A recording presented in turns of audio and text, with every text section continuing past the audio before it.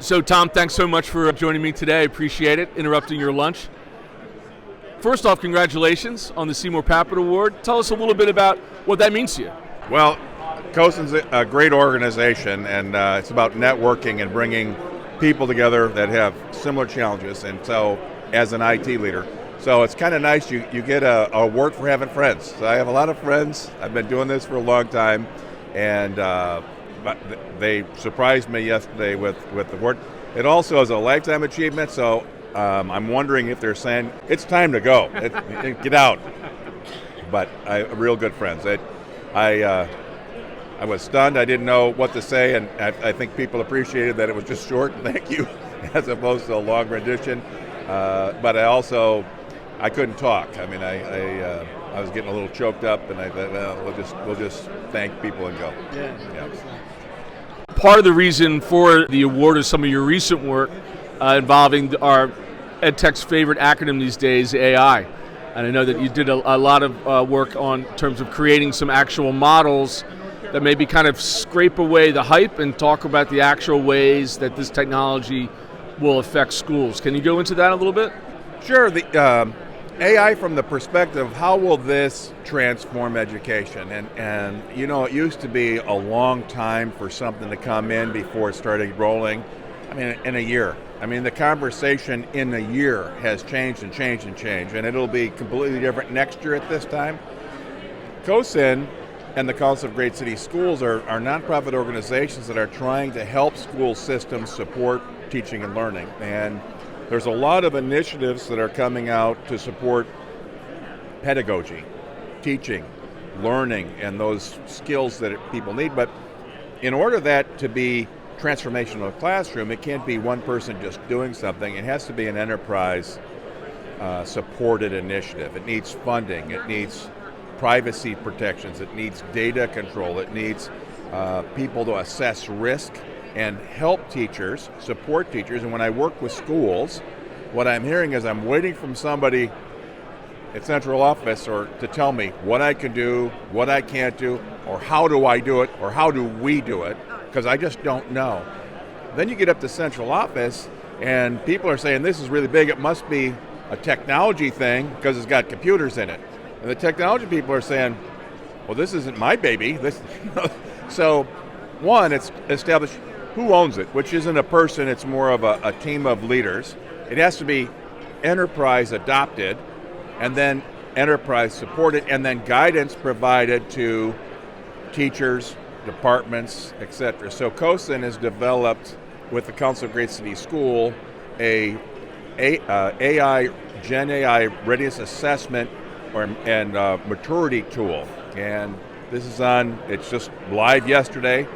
They have an assessment link, so you can take and sort of, where am I in this kind of maturity race for all of these operational and leadership categories. And then here's our rubric where you can say, here's where I am now, and here's a next step I can take, not the end. It's a multi-phase. So the next step, and let's build a roadmap to get there. So the tool is supposed to help leadership, cabinet, C-level leadership, superintendent and their team develop an enterprise-wide plan to help support what's going on in the classroom, keep data safe and private, and make sure that cybersecurity, governance, procurement, all of those folks are in alignment, because not only will it transform classrooms, it'll transform all of our business operations. So it supports the entire district, not a piece of the district, and I think that's a real exciting change. And because so much stuff is going on, we're in awareness stage now, but next year we're going to be implementing this stuff, and it'll be in an implementation stage next year. So we've got to be thinking about what's the impact on schools, and then in 2 years, how does this really start to transform? Because we're going to mimic some of the stuff that we've had. That's how technology usually rolls out. So I'm looking forward to helping by getting together the CIOs, the CTOs, the chief academic officers, the superintendents to look at what's next, and then how do we appropriately use these resources as we move forward. Yeah. How can our readers, our listeners, participate in this? Well, the amazing thing about the tool, there's like 97 different components, and no one person's going to be able to answer what are the legal requirements, what are the risks, or what are the data, what are the privacy, what are the security, what are the teaching and learning. So it's really meant to be a team tool to start the conversation, because most people say, I haven't even thought about that. Well, I wasn't even aware that that was an issue. Oh, I can see that that's a big concern. So we've got some districts right now taking it and using it as a conversation about what we have, what we know, and what we don't know.